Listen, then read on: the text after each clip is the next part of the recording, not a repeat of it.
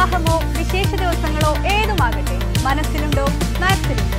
വേനലിനെ ചെറുക്കാൻ മഴ മാറിയതോടെ തന്നെ ജലസംഭരണി ഒരുക്കി വെള്ളിയാങ്കല്ല് റെഗുലേറ്ററിന്റെ 27 ഷട്ടറുകൾ താഴ്ത്തിയതോടെ തൃത്താല മുതൽ പട്ടാമ്പി പഴയ കടവ് വരെ ജലസമൃദ്ധിയാണ്.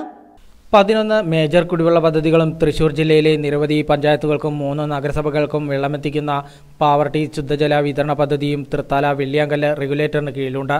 തൃത്താല മേഖലയിലെ തിരുമിറ്റക്കോട്, ചാലിശ്ശേരി, നാഗലശ്ശേരി പഞ്ചായത്തുകളിലേക്കും പാവർട്ടി പദ്ധതിയിൽ നിന്ന് കുടിവെള്ള വിതരണം നടത്തുന്നുണ്ട്. പാവർട്ടി പദ്ധതിയുടെ പ്രവർത്തനത്തിന് മാത്രം ദിവസവും 40 ദശലക്ഷം ലിറ്റർ വെള്ളം വേണം. പദ്ധതി നിലച്ചാൽ ദുരിതത്തിലാവുക 15,000-ലധികം ഗുണഭോക്താക്കളാണ്.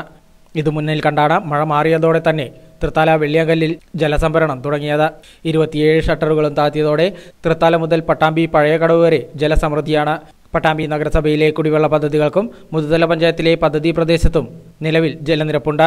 റെഗുലേറ്ററിന്റെ പരമാവധി സംഭരണശേഷി 4.5 മീറ്ററാണെങ്കിലും വേനലിൽ ഇത്രയും ജലനിരപ്പ് നിലനിർത്താനാവാറില്ല. ദിവസേനയുള്ള പമ്പിങ്ങും ബാഷ്പീകരണവും മൂലം പുഴയിലെ വെള്ളം താഴുന്നതും ജലനിരപ്പ് ദിവസേന കുറയുന്നതിനിടയാക്കുന്നുണ്ട്. തോട്ടുകണ്ടം കടവിലും മുതുതലയിലും താൽക്കാലിക തടയണകൾ കെട്ടിയാണ് മുൻവർഷങ്ങളിൽ വേനലിൽ ജലസംഭരണം നടത്തിയിരുന്നത്. നേരത്തെ തന്നെ ജലസംഭരണം ആരംഭിക്കുന്നത് കുടിവെള്ള പദ്ധതികളുടെ പമ്പിങ്ങിന് സഹായകരമാണ്. എന്നാൽ ജലനിരപ്പ് കാര്യമായി താഴ്ന്നാൽ മലമ്പുഴ വെള്ളമാണ് ആശ്രയം.